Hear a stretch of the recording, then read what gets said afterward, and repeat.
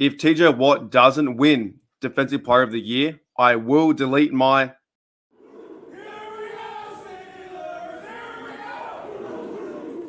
Welcome back, guys, to Steelers Nation Australia. I bet you thought I was going to say channel. Now, I can't promise that this year. I can't. Even though my title says that TJ Watt should win, or TJ Watt is 100% going to win Defensive Player of the Year. He should get it. Now, 2 years ago on this channel, I said, if he doesn't win it, I will delete my channel.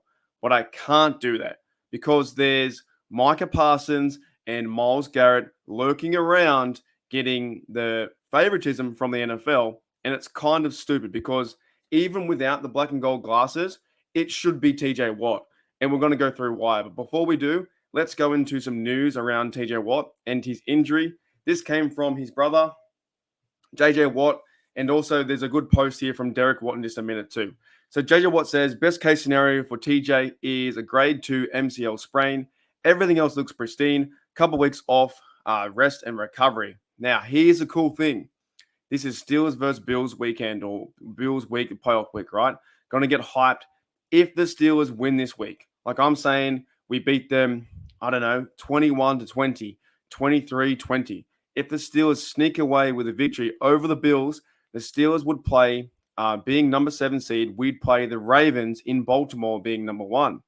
If we were to beat them, then possibly the Steelers could be in the AFC Championship game, right? That's a bit far, but that's when TJ Watt would come back. So the Steelers team right now is playing for Watt to come back. Really far ahead, but that's like the injury status here. And I think also Adam Schefter and Ian Rappaport also talked about him coming back in 2 weeks.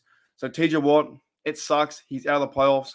I was hoping to see him there. I want to see TJ Watt get a playoff win. But at the same time, let's hope our Steelers can get the win for him and see him in 2 weeks' time. That would be insane.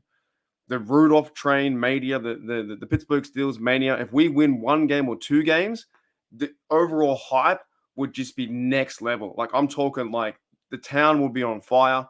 Steeler Nation world will be on fire. It'd be just awesome to see. But one day at a time, 1 game at a time, let's keep moving forward. I do want to talk about, though, and that was TJ Watt. He's won now the sack title this year. He got 19 sacks. So we see it here where we have the NFL league leaders in sacks. TJ Watt, Josh Allen, Trey Hendrickson, Khalil Mack. Where's Myles Garrett? No Myles Garrett. None. I don't see any Myles Garrett, right? And then Derek Watt also backs it up and says, just going to leave this here. There's no argument. TJ Watt is Defensive Player of the Year. Has to be. ESPN did an article where I think they gave TJ Watt DPOY of the year, right? They gave him the accolades and the respect. But the NFL is still painting this image or this like narrative around that Micah Parsons could get it, that Myles Garrett could get it, right? I don't see that. I don't know why. It should clearly be TJ Watt because here's some more stats I found out too. So I went on to Twitter, and this was reposted by Pickensburg. If you don't follow Pickensburg, make sure you look him up. He's really funny. We have Myles Garrett here versus TJ Watt. And also, Myles Garrett didn't even play the last game because they had the rest of their starters, and he's like 1 game short. So it's all kinds of crazy. All right, 16 games, 17 games for TJ Watt. 1 interception already, 1 better than 0. Yards, 24 better than 0 because he didn't have 1. Sacks, 14. Guess who has more? TJ Watt.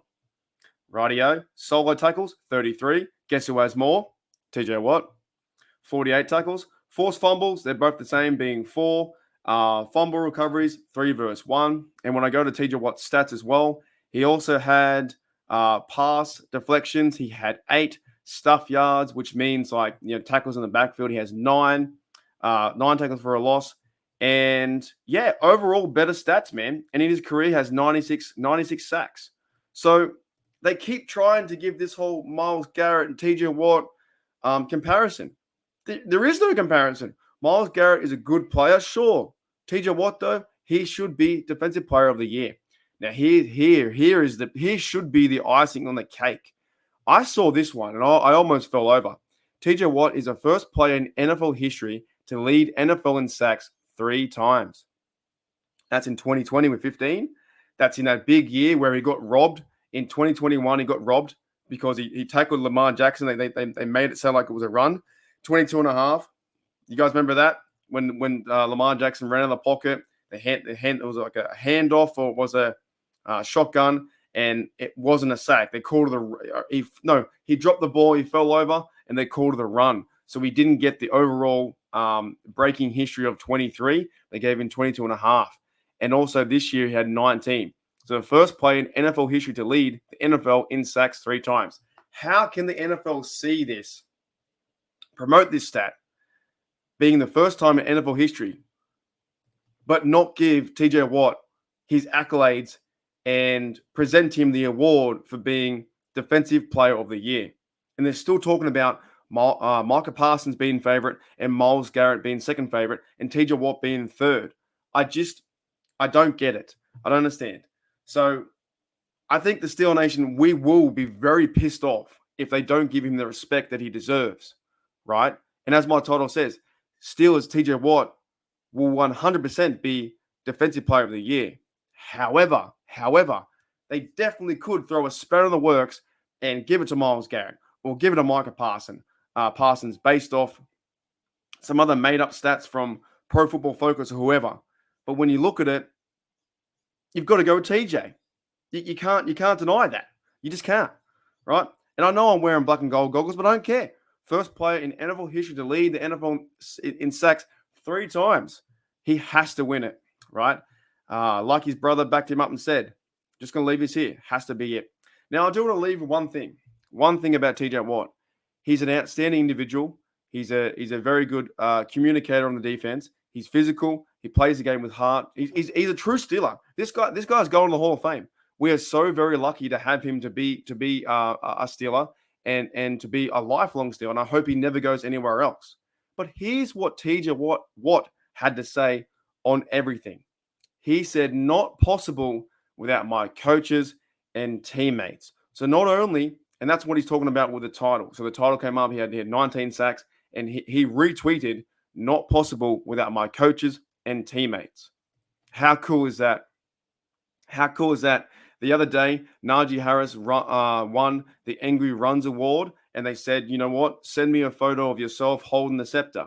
He sent a photo of the whole team, the offensive line, and everyone in the practice squad and the tight ends. TJ Watt says, "It's not possible without my coaches and teammates." That is a true Pittsburgh Steeler. That plays with black and gold, passion, heart, and I wish he could play in this playoff game so he could chase down Josh Allen, but he can't, unfortunately, because he's got the injury.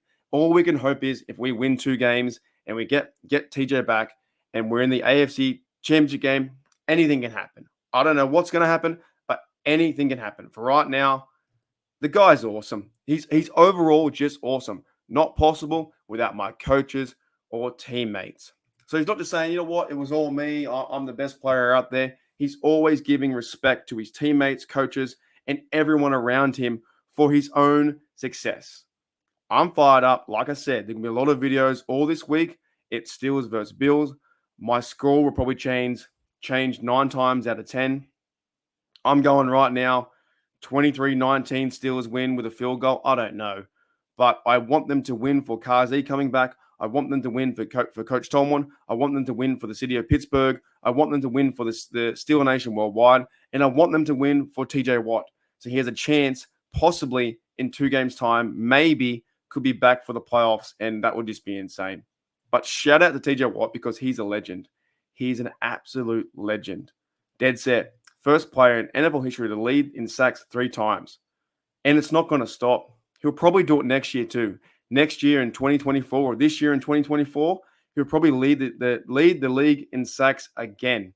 He has to. He has to win Defensive Player of the Year. It has to happen. It can't go towards Myles Garrett. It can't go towards Micah Parsons. It needs to go towards TJ Watt.